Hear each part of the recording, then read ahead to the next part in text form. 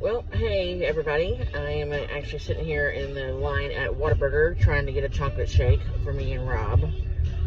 The line is really long, but I thought I'd give an update. And the update is I'm extremely tired. The fatigue is a lot, and the mouth sores are there. Luckily, I haven't had any bouts of the gastrointestinal issues in the last day, so that's been really nice, because it's been really excruciating. And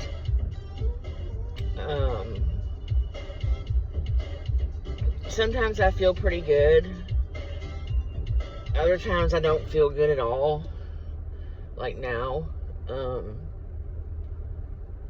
And not to mention the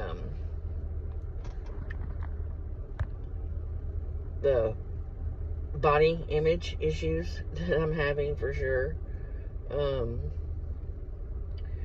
Has been really hard to deal with.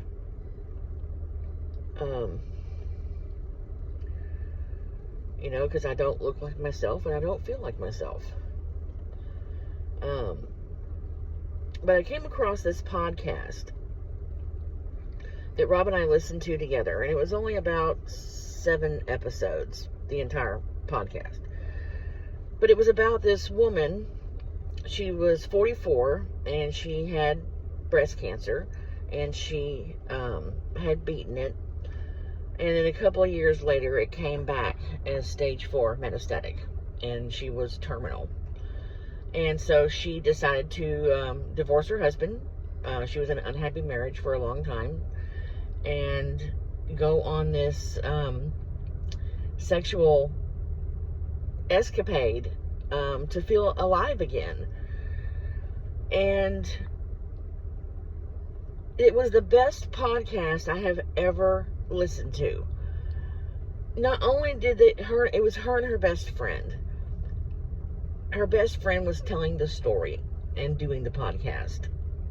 They both did a lot of talking, but they talked about, her escapades and things like that. And it was very, very funny.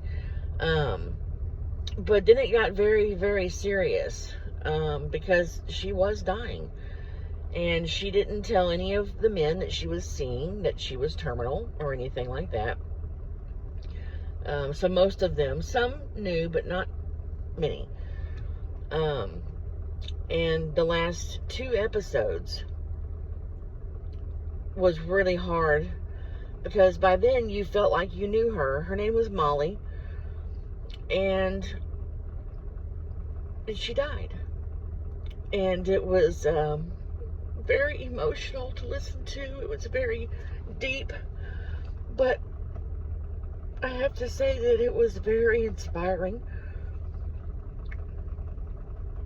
because she did this in spite of what she had going on.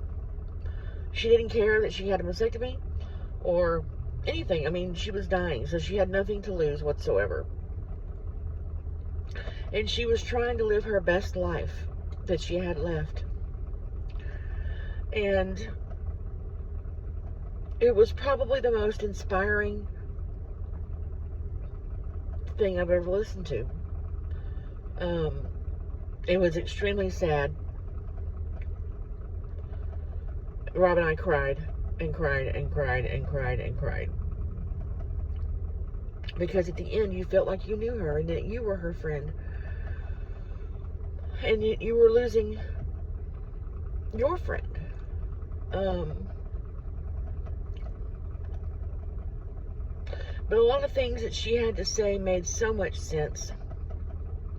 For instance, and I feel this same way, walking around with my head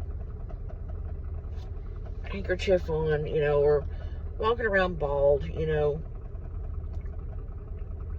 I want people to see me. I don't want them to see the cancer.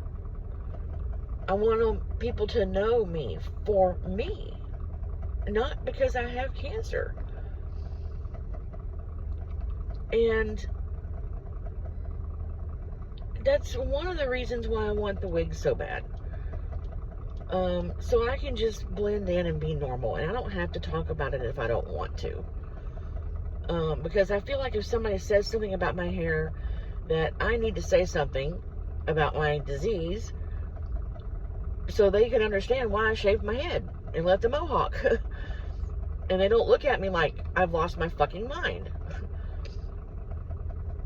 by wanting to shave my head at 52. And so it makes me feel obligated to say something about it, and I don't always want to, because I don't want people to feel sorry for me. I want them to just see me for me, and that's hard. But listening to that podcast, she was so inspiring. I just really can't put it into words. So if you get a chance, go look up the podcast. It's called Dying for Sex. It's wonderful. It's the best thing I've ever listened to. And it made me feel strong and empowered that I'm going to get through this, because I am going to get through this. Despite of how I feel right now, because I really feel like shit. You know, one thing with cancer is it tries to steal your identity. And I can't let that happen. I won't let that happen. Because cancer is not who I am. It's just something that's happened to me. So, if you get a chance, look up the podcast, Dying for Sex. It is worth it. And I hope that it can bring somebody else the inspiration that it brought me.